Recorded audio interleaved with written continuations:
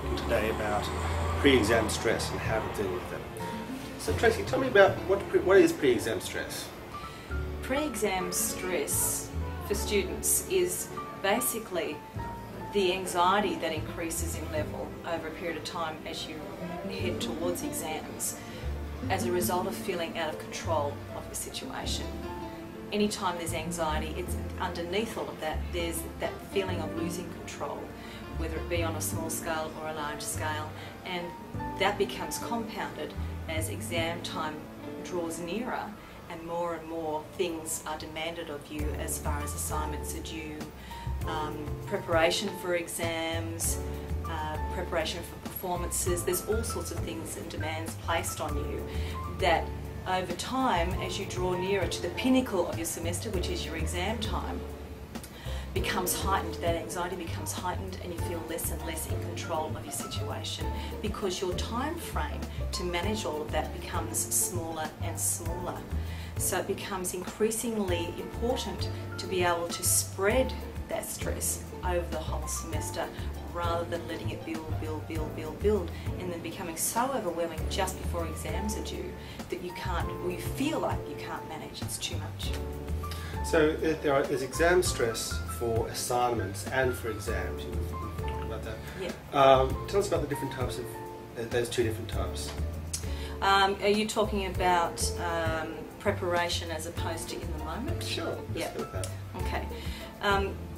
Stress in the moment really comes down to your thought processes. If you're about to walk into an exam or a performance assessment, it's really what's going on up here for you. Part of that is preparation, most definitely. The more prepared you are, the less you're going to be concerned about what happens on the day.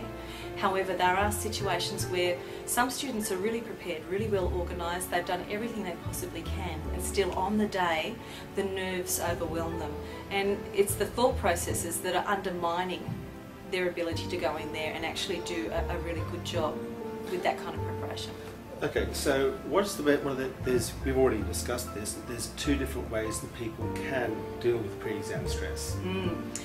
Number one, time management. Very, very important, can't stress that enough.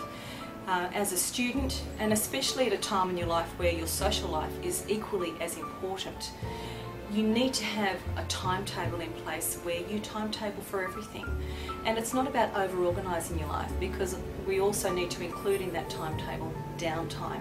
And a lot of students make the mistake of cramming in. They've done a fabulous timetable, they've got their lessons scheduled, they've got their rehearsals scheduled, they've got everything scheduled, and then when they look at their timetable, they realise there's nothing left for themselves. They've got no time at all to just chill, hang out, spend all day in their jammies, whatever it takes for you to wind down and relax and really detach from the regular stresses.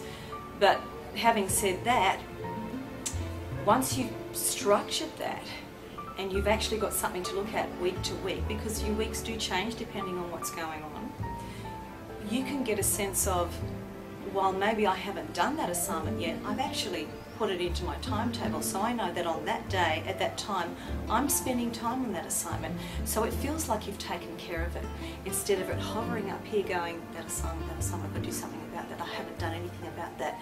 That's what gets to everybody. It has to be, or if you like, rostered, so that you've taken care of it. Just today I've had 3 or 4 students email me about assignment that I've got due tomorrow. And they're saying, oh, I'm sick, and so forth, which I guess ties into what you're saying about hitting assignments early, and then you won't feel this stress later on. That's right. It's vitally important to begin your assignments earlier than you think you need to, because that's what happens. Like I was saying, that time element becomes smaller and smaller to a point where you're not going to be able to get it done. Some students, when they get into an exam, they may have done all the preparation first, and then they get into the exam and they freeze. And that happens quite often in my department, in oral exams particularly. What can students do to alleviate that? Okay, it's really important to establish some relaxation exercises that work for you. And things that can be done in the moment, sitting behind the desk ready to do that exam, and as David said, feeling like you're freezing. Usually what's happening is there's an overload of adrenaline in your body and your brain can't think, doesn't know where to start. And it can be a frightening experience. The heart rate can go right up, your mouth gets dry, and you just feel overwhelmed and completely out of control. So the best thing you can do is to focus on something completely different, and one of the most simplest things you can do is to concentrate on your breathing and to actually focus on where your diaphragm sits in your stomach, just at the very bottom of your ribs. Focus on that area of your body and start to slow down your breathing, and you take in slow breaths and release them slowly at a pace that's comfortable, which may be faster than you like to begin with, and then you gradually slow it down. And you can do this without anybody around you knowing that that's what you're doing. You're just completely focused on your tummy rising and falling. It does two things. It reduces your heart rate and slows down that adrenaline rush, but it also takes your mind off those thoughts that are creating that physical response. It's the fight or flight response. It's that situation where you feel sometimes paralysed fear, and it can be really a surprise to some people. They didn't see it coming, especially if they are well prepared. So if you have strategies in place that can immediately alleviate that, even just a small amount, it gives you a fighting chance to refocus back onto your exam.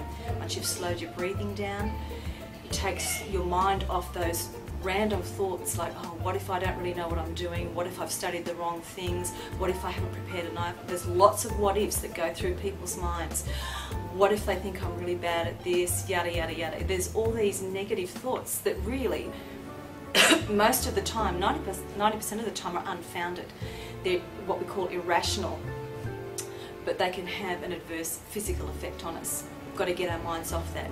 Focusing on your breathing helps to do that, and that's just one way. There are several ways you can do that.